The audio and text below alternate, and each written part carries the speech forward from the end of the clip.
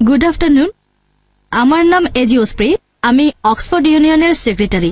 আমি একটা ছোট প্রশ্ন করব। আপনি বললেন যে হিজাব মহিলাদেরকে নিরাপত্তা দেবে। আমার মতে এই হিজাব অবশ্যই তাদের ছোট করে। যদি কোনো মহিলা এভাবে চিন্তা করে, এটার উত্তরে কি বলবেন? আপনার প্রশ্নটা যেন কি? আপনি আপনার লেকচারে হিজাবের কথা বললেন যে এটা নাকি মহিলাদের নিরাপত্তা দেবে। এখন একজন মহিলা যদি হিজাব পরার সিদ্ধান্ত নেয়, সেখানে তাহলে সে মহিলাকে ছোট করা হচ্ছে। বোন সুন্দর প্রশ্ন করেছেন।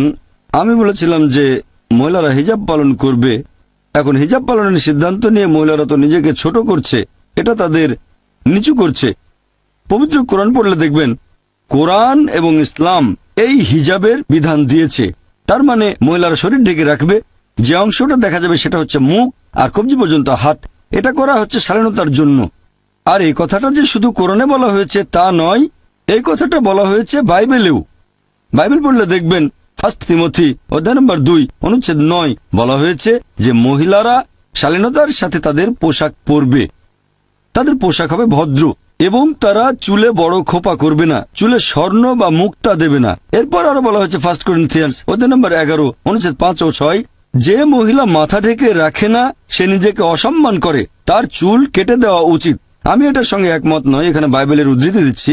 একইভাবে বেদ পড়লে দেখবেন বলা হয়েছে মহিলারা মাথা ঢেকে রাখবে। তাহলে সবগুলো ধর্মগ্রন্থই বলছে যে মহিলারা কাপড় দিয়ে মাথা ঢাকবে। এটা শালীনতার জন্য, এটা মহিলাদের ছোট করার জন্য নয়। আর আপনারা দেখবেন আমার বিরুদ্ধে একটা অভিযোগ করা হয়েছিল এরকম যে ডক্টর জাকির নায়েক বলেছেন মহিলারা যদি হিজাব না পরে আর যদি তারা পশ্চিমা পোশাক পরে তাহলে তাদের ধর্ষণের শিকার হওয়ার সম্ভাবনা থাকে। এখানেও আসলে ভুল উদ্ধৃতি দেওয়া হয়েছে। আমি বলেছিলাম যে মহিলারা খোলামেলা পোশাক পরলে ধর্ষিত হওয়ার সম্ভাবনা বেশি থাকে। আমি আরেকটা কথা বলি যে সানডে টাইমস পত্রিকা, যে পত্রিকা আমার বিরুদ্ধে খবর ছেপেছিল 1 বছর আগে 2009 সালে মার্চ মাসের 9 তারিখে সানডে টাইমসে এটা ছাপা হয়েছিল যে ব্রিটেনে প্রতি 7 জনে 1 জন মনে করে যেসব মহিলারা খোলামেলা পোশাক পরে তাদের আঘাত করা উচিত। দুঃখিত, আমি এটার সঙ্গে একমত নই।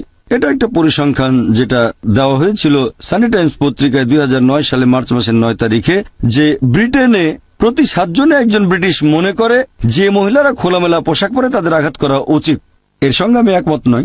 এছাড়াও আরেকটা খবর ছাপা হয়েছিল, সেটা 2005 সালে সেই একই পেপার সানডে টাইমস, বলা হয়েছে যে ব্রিটিশদের মধ্যে শতকরা 26 জন মনে করে যে খোলামেলা পোশাক মহিলাদের ধর্ষিতা হওয়ার পেছনে আংশিক বা সম্পূর্ণভাবে দায়ী।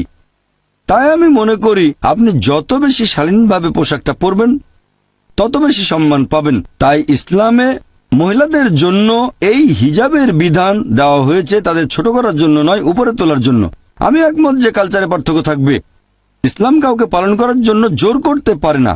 কালচারে পার্থক্য থাকবে। যেমন ধরেন, আমি একটা উদাহরণ দিচ্ছি যে কিছু সমাজে তারা মনে করে যে মহিলাদের দিকে তাকানোটাও অভদ্রতা।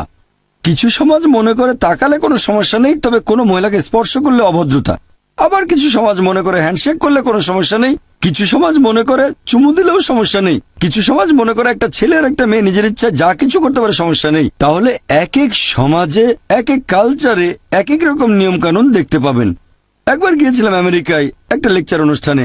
একজন আমেরিকান বললেন, তোমাদের প্রাচ্যের মহিলারা খুবই অভদ্র। অবাক হলাম। বললাম, আপনি প্রাচ্যের মহিলাদের অভদ্র বলছেন কেন? তিনি তখন বললেন, তোমাদের প্রাচ্যের মহিলারা তারা পেট অনাবৃত রাখে। তাহলে আমেরিকা আর পশ্চিমা দেশগুলোতে পেট ঢেকে না রাখাটা হচ্ছে অভদ্রতা, আর ভারতে পেট না ঢাকাটা অভদ্রতা নয়, শর্টস পরাটা হচ্ছে অভদ্রতা। তাহলে বোন, আপনাকে বুঝতে হবে কালচারে পার্থক্য থাকবে, নিয়মে পার্থক্য থাকবে। ইসলাম জোর করতে পারে না পালন করার জন্য। পবিত্র কোরআনে পরিষ্কার বলা হয়েছে সূরা বাকারা অধ্যায় 2 আয়াত নম্বর 256, দিনের ব্যাপারে কোনো জবরদস্তি নেই। তবে যদি একজন মহিলা হিজাব পালন করতে চায় কারণ তারা মনে করে যে এভাবে শালীন থাকবে, সম্মান পাবে, আমার মতে অন্য মহিলাদের দ্বিমত হওয়া উচিত না। আমি যখন যুক্তরাজ্যে গিয়েছিলাম তখন হাজার হাজার মহিলাকে দেখেছি আমি যারা মাথা ঢেকে রেখেছে। তারা মনে করে এতে মর্যাদা বাড়ছে, কারণ হচ্ছে শালীনতা। আশা করি উত্তরটা পেয়েছেন।